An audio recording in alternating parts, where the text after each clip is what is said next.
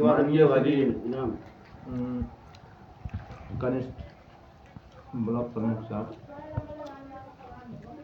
आज इनके जीतने के भव्य उपलक्ष्य में हमें बहुत खुशी हुई। यहाँ पे थोड़ा ककड़ी खाते हुए और कुछ सवालों के जवाब हम चाहेंगे। पहली प्राथमिकता आपकी क्या रहेगी? आप नवनिर्वाचित कनिष्ठ प्रमुख हैं हमारे 62 ग्राम सभा के गांव के, तो यथास्थिति को देखते हुए और आज के हालात को देखते हुए आप कैसे वो करते हैं? आप क्या क्या सोच रहे हैं अपने मन में, कैसे तैयारियां करनी है आपने? देखिए, पहले तो आप सभी को मेरा सादर प्रणाम और शुभकामनाएं बहुत बहुत बधाई देना चाहता हूँ और धन्यवाद करना चाहता हूँ आपका, जो मुझे आज एक भव्य और दिव्य रूप से यहाँ पर मेरा स्वागत किया गया मेरी दीदी के घर में। जैसे यहाँ पर मेरे भांजा भी उपस्थित है, मेरे छोटे जीजा उपस्थित है, पूरा परिवार है मेरी दीदी का। उसके बाद मेरा भी परिवार यहाँ पर आज पहुँच चुका है। तो देखिए जीजा, जहाँ से आपने बात की कि भाई शुरुआत कहाँ से करोगे, तो मेन मकसद मेन मुद्दा मैं चुनाव इसी मुद्दे पे लड़ा हूँ। जो बोलते हैं कि देश का भविष्य एक्चुअली है भी वही मेन है, शिक्षा की जड़ जिससे हम वंचित हैं।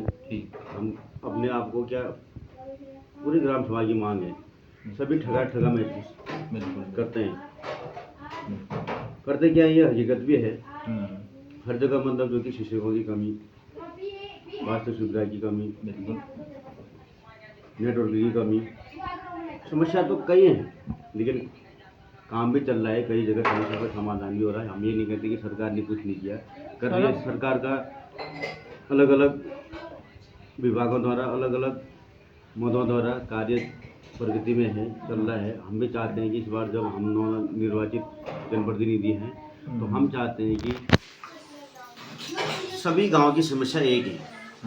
जहाँ तक भी मैं पहुँच पाया और जहाँ तक भी मेरे संज्ञान में, तो सभी की समस्या एक ही।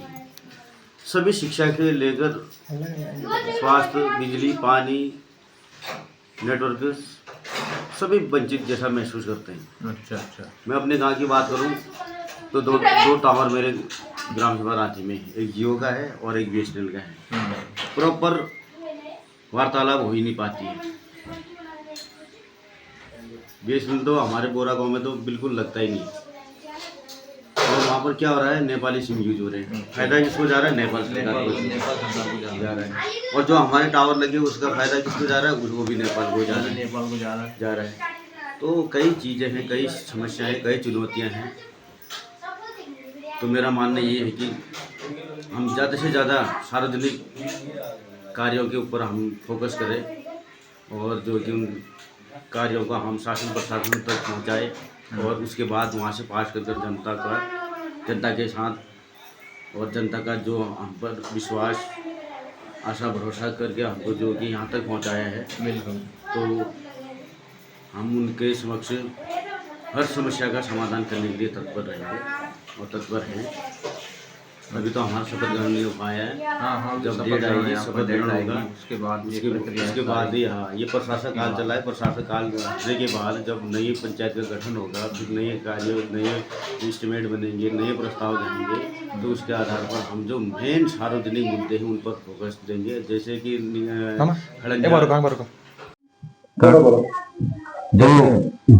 बताइए दादा। तो मैं आपसे ये सवाल पूछना चाहता हूँ कि आपकी पहली प्राथमिकता क्या है? आप नवनिर्वाचित हो चुके हैं। खैर अभी आपको बस्ता तो मिला नहीं है, लेकिन अब बस्ता भी मिल जाएगा। ये शासन के हाथ में, तारीख तय करना। और आपकी पहली प्रथम प्राथमिकता क्या होगी सर? देखिए, मेरी पहली प्राथमिकता ये है कि मैं पहले अपने गांव की बात करता हूँ। तो सवालों के जवाब बता दीजिए। मेरा पहला काम ये है कि मेरे गांव में विद्यालय इंटर कॉलेज है, इसमें 2008 से साइंस हार्ट खुल गया था। अच्छा। साइंस हार्ट का ना कोई टीचर ना कोई पढ़ाई।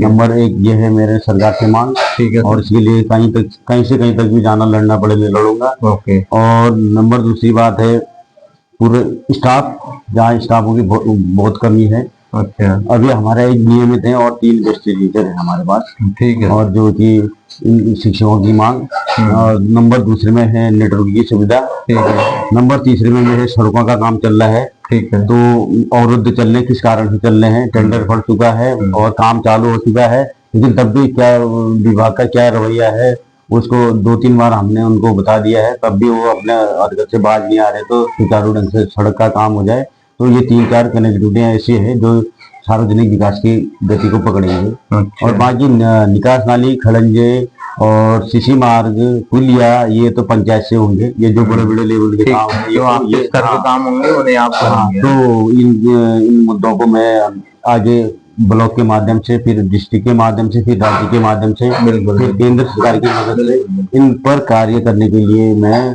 तत्पर रहूंगा। ठीक है जी, ये बहुत अच्छी बात कही आपने। अच्छा, मैं एक और चीज, लास्ट सवाल आपसे पूछना चाहता था, क्या आप भी जीतने के बाद मतलब वो पहले वाले जो कनिष्ठ प्रमुख और जो पहले के बीटीसी जीते हुए थे, क्या उनकी तरह आप भी सामान्य हो जाएंगे, चुपचाप बैठे रहेंगे, या मतलब अपनी तैयारी पे लगे रहेंगे? हाँ, देखिए, ये बहुत रोचक मुद्दा उठाया आपने। हुआ है, आजकल मैं नहीं कहता कि नहीं हुआ है, बिल्कुल। लेकिन अब ऐसी बात है कि आज तक जीतने के बाद दोबारा हाँ, कोई कहीं पूछता नहीं, कोई किसी हुआ है। के यहाँ जाता नहीं, कुछ नहीं, कि पूरी अपने क्षेत्र में कोई भ्रमण नहीं, कुछ नहीं। हाँ, तो हाँ। क्या सर आपकी भी क्या तैयारी है इसमें? ये बहुत अच्छा मुद्दा उठाया आपने। जब मैं चुनाव प्रचार के लिए गया था, हाँ, तो ये मुद्दे मेरे सामने में आ रहे थे। बिल्कुल। आ क्या रहे थे, मैंने भी देखा था ऐसे ही कि भाई पद पकड़ दिया और दबा के बैठ गए, और पद का कोई सदुपयोग नहीं हो रहा। ज्यादातर ऐसे ही होता है तो राजनीति। देखिए, इसी तब मैंने जनता को, इस बार का मतदान सहमा हुआ था, डरा हुआ था।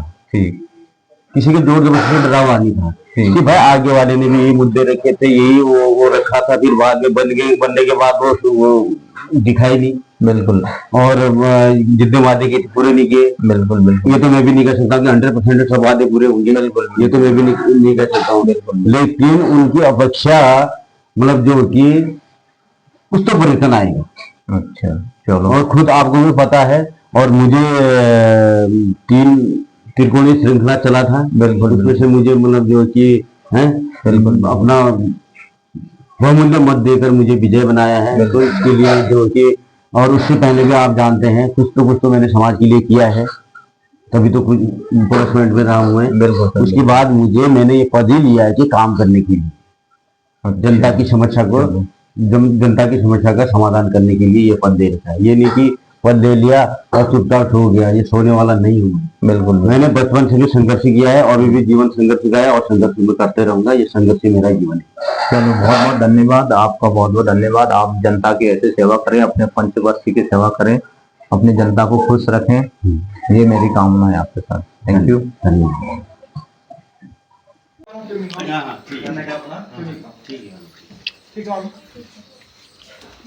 छोड़ो।